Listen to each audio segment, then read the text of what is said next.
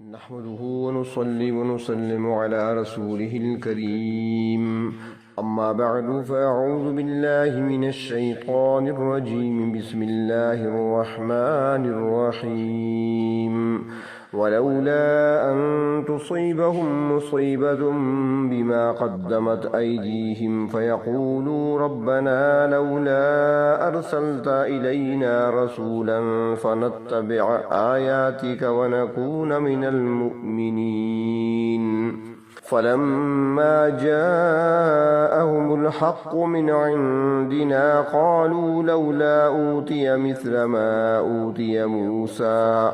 أولم يكفروا بما أوتي موسى من قبل قالوا سحران تظاهرا وقالوا إنا بكل كافرون قل فأتوا بكتاب من عند الله هو أهدى منهما أتبعه إن كنتم صادقين فإن لم يستجيبوا لك فاعلم أنما يتبعون أهواءهم ومن أضل ممن اتبع هواه بغير هدى من الله إن الله لا يهدي القوم الظالمين صدق الله مولانا العظيم اللهم صل على سيدنا محمد وعلى آل سيدنا محمد وبارك وسلم سورة قصص کی آیت نمبر 47 تا آیت نمبر 50۔ حضرت موسیٰ علیہ السلام کے واقعات بیان ہوئے، پھر نبی اکرم صلی اللہ علیہ وسلم کی نبوت اور رسالت کا ذکر فرمایا اللہ رب العزت نے۔ اللہ تبارک و تعالی عرب کے لوگوں کا اور خصوصاً مکہ کے مشرکین کا یہاں پر شکوہ کر رہے ہیں۔ ارشاد فرمایا وَلَوْلَا أَن تُصِيبَهُم مُّصِيبَةٌ بِمَا قَدَّمَتْ أَيْدِيهِمْ، اور اگر ایسا نہ ہوتا اور ان لوگوں کو ان کے اپنے ہی ہاتھوں کی کمائی کی وجہ سے کبھی مصیبت پہنچتی، فَيَقُولُ رَبَّنَا لَوْلَا أَرْسَلْتَ إِلَيْنَا رَسُولًا فَنَتَّبِعْ آيَاتِكَ، تو یہ لوگ کہہ اٹھتے کہ اے ہمارے پروردگار، آپ نے ہماری طرف رسول کیوں نہ بھیجا تاکہ ہم آپ کی بھیجی ہوئی آیتوں کی پیروی کرتے، وَنَكُونَ مِنَ الْمُؤْمِنِينَ، اور ہم بھی ایمان لانے والوں میں ہوتے۔ پہلے عرض کیا تھا کہ حضرت ابراہیم علیہ السلام کی اولاد میں سے حضرت یعقوب علیہ السلام، جن کا دوسرا نام اسرائیل ہے، ان کی اولاد میں یعنی بنی اسرائیل میں اللہ تبارک و تعالی نے پے در پے انبیاء علیہ السلام مبعوث فرمائے، جن کی تعداد مفسرین اکرام فرماتے ہیں کہ 4000 یا 4500 بنتی ہے۔ اتنی تعداد میں انبیاء علیہ السلام بنی اسرائیل میں آتے رہے، جبکہ حضرت ابراہیم علیہ السلام کے دوسرے فرزند حضرت اسماعیل علیہ السلام، جن کو حضرت ابراہیم علیہ السلام نے اللہ کے حکم سے مکہ مکرمہ میں آباد کیا تھا، ان کی اولاد میں نبی اکرم صلی اللہ علیہ وسلم تک درمیانی جو وقفہ ہے، جو تقریباً 1500 سال کا وقفہ بنتا ہے، اس میں کوئی بھی نبی عرب والوں کی طرف نہیں بھیجا اللہ رب العزت نے، نہیں ان کی طرف کوئی کتاب آئی۔ تو اللہ تبارک و تعالیٰ فرماتے ہیں کہ ہم اگر نبی آخر الزمان صلی اللہ علیہ وسلم کو بھی عربوں میں مبعوث نہ کرتے اور پھر ان پر کوئی مصیبت آ جاتی تو پھر یہ کہتے کہ ہمارے پاس تو کوئی رسول آیا ہی نہیں۔ اگر ہمارے پاس کوئی رسول اللہ کی طرف سے آتا، ہمیں سیدھے راستے کی طرف دعوت دیتا، تو ہم بھی اللہ کی پکڑ اور اللہ کے عذاب سے بچ جاتے۔ تو اللہ تبارک و تعالی نے اتمام حجت کرتے ہوئے اپنے آخری پیغمبر جناب محمد الرسول اللہ صلی اللہ علیہ وسلم کو اور اپنی آخری کتاب قرآن مجید کو عرب میں نازل فرما کر عرب والوں کا منہ بند کر دیا۔ اور سورۃ المائدہ میں اللہ تبارک و تعالیٰ نے اس انداز سے ارشاد فرمایا کہ قیامت والے دن تم یہ نہ کہنا کہ ما جاءنا من بشیر ولا نذیر، کہ ہمارے پاس کوئی خوشخبری دینے والا اور کوئی ڈر سنانے والا نہیں آیا تھا۔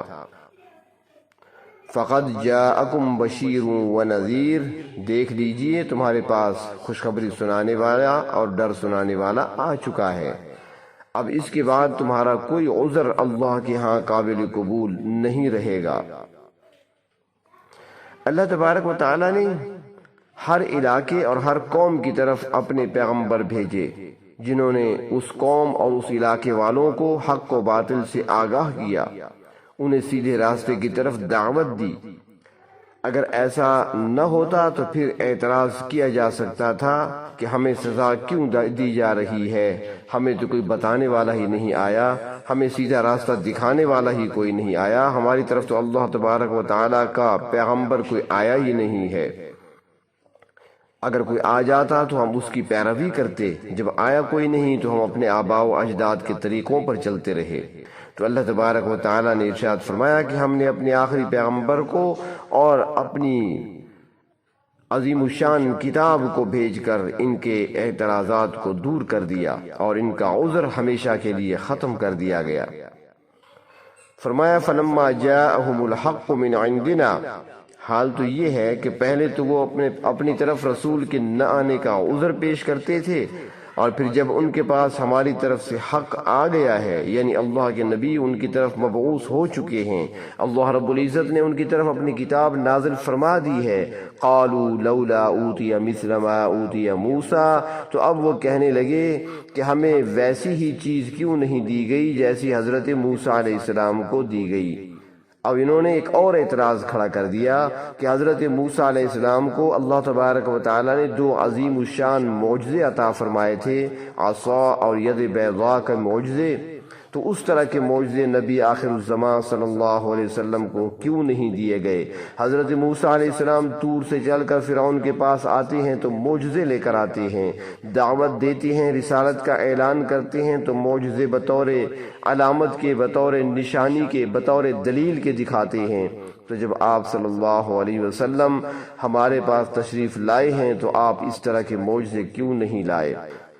حضرت موسیٰ علیہ السلام کو تورات کتاب لکھی لکھائی دی گئی تھی، بیک وقت طور پر عطا کر دی گئی تھی، جبکہ محمد الرسول اللہ صلی اللہ علیہ وسلم پر قرآن پاک اکٹھا نازل نہیں ہوا بلکہ تھوڑا تھوڑا کر کے نازل ہو رہا ہے۔ تو فرمایا کہ جب اللہ کی طرف سے حق آ گیا تو انہوں نے پھر اپنی اسی ہٹ دھرمی کو نہ چھوڑا اور پھر انکار کر دیا۔ تو اللہ تبارک و تعالی نے فرمایا کہ عرب کے لوگ، عرب کے مشرکین اب تو حضرت موسیٰ علیہ السلام کے معجزات کی بات کرتے ہیں، ان کی کتاب کا حوالہ دیتے ہیں، اور اسی طرح کی چیز اگر آ جائے تو اس کو تسلیم کرنے کا وعدہ کرتے ہیں۔ مگر ذرا ان سے یہ بھی تو پوچھو کہ انہوں نے موسیٰ علیہ السلام کے ساتھ کیا سلوک کیا؟ اولم یکفروا بما اوتی موسیٰ من قبل، کیا وہ اس سے پہلے موسیٰ علیہ السلام کو عطا کی گئی چیز کا انکار نہیں کر چکے؟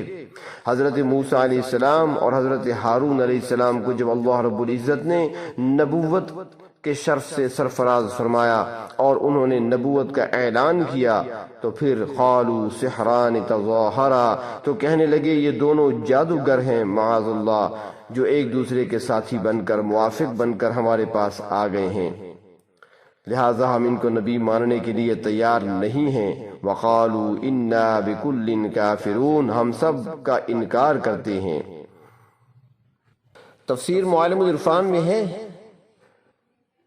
کہ شاہ عبد القادر رحمۃ اللہ علیہ فرماتے ہیں کہ مشرکین مکہ نے پہلے تو حضرت موسیٰ علیہ السلام کی معجزات کا تذکرہ کیا کہ اگر ایسی ہی معجزات نبی اکرم صلی اللہ علیہ وسلم کے ہاتھ پر ظاہر ہوتے تو ہم آپ کو اللہ کا نبی تسلیم کر لیتے،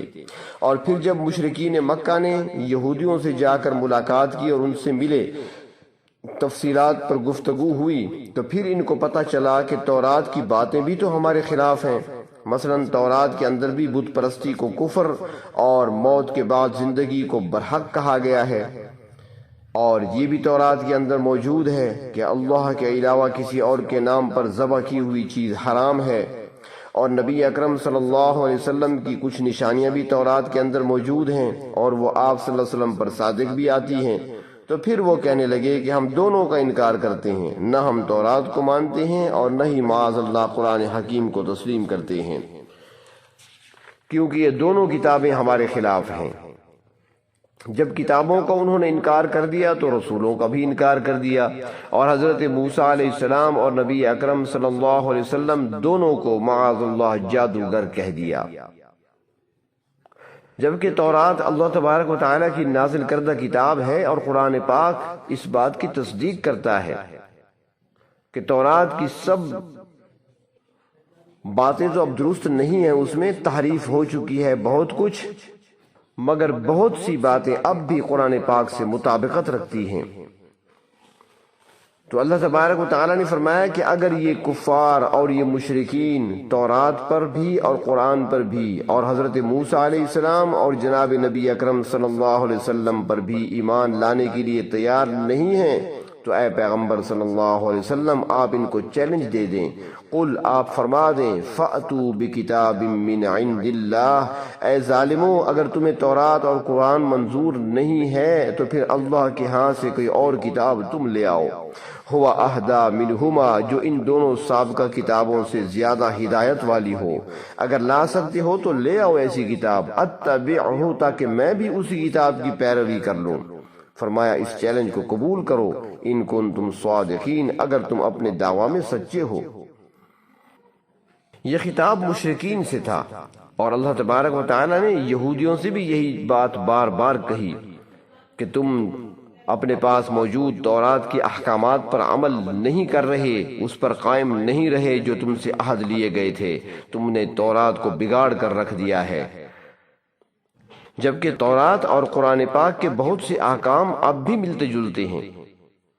سورۃ آل عمران میں فرمایا کہ فَأْتُوا بِالتَّوْرَاةِ فَاتْلُوهَا إِن كُنتُمْ صَادِقِينَ، اگر سچے ہو تو لاؤ پھر تورات اور پڑھ کر دیکھو کہ اس کے احکامات کیا ہیں اور تم نے کون سا دین اپنا بنا رکھا ہے۔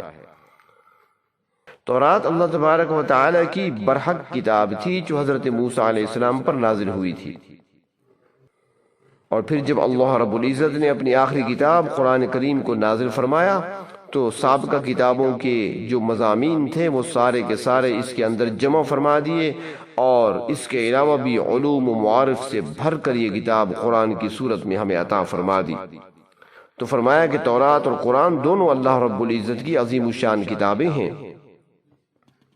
فرمایا فَإِن لَّمْ يَسْتَجِيبُوا لَكَ، اگر یہ لوگ آپ کی بات کا جواب نہ دے سکیں، یعنی آپ کے دیے ہوئے چیلنج کو قبول نہ کریں، فَاعْلَمْ أَنَّمَا يَتَّبِعُونَ أَهْوَاءَهُمْ، تو آپ یقین جانیے کہ یہ لوگ اپنی خواہشات کی پیروی کر رہے ہیں۔